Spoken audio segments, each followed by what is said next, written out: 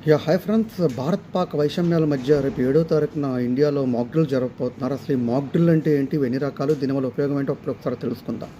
Mock drill అంటే ఏంటంటే ఒక రిహార్సల్ టైప్ అనమాట. అంటే నిశ్చేతంగా ఉన్న పబ్లిక్ని అలర్ట్ చేసి ఎక్కడికి తీసుకెళ్ళాలి అనేది మాక్ డ్రిల్ అంటూ ఉంటాం. ఇందులో చాలా రకాలు ఉన్నాయి. కెమికల్ మాక్ డ్రిల్ అని, న్యాచురల్ డిజాస్టర్ మాక్ డ్రిల్ అని, ఎమర్జెన్సీ మాక్ డ్రిల్ అని, ఫైర్ మాక్ డ్రిల్ అని, ఇవన్నీ సివిల్ డిఫెన్స్ కిందకు వస్తాయండి. ఇది సేఫ్టీ ప్రధానంగా జరిగేవి.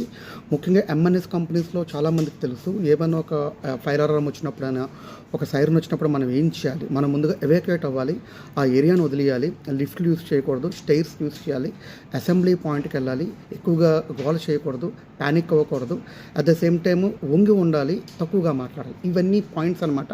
అంటే మాక్ డ్రిల్ అంటే ఒక రిహార్సల్. నిజమైన అలారం వచ్చినప్పుడు మన జనాలు, మన పబ్లిక్ ఎంత అలర్ట్గా ఉన్నారు అనే ప్రశ్నించేదానికే, పరీక్షించడానికి ఈ మాక్ డ్రిల్ అండి. దీనివల్ల భయపడాల్సిన పని లేదు.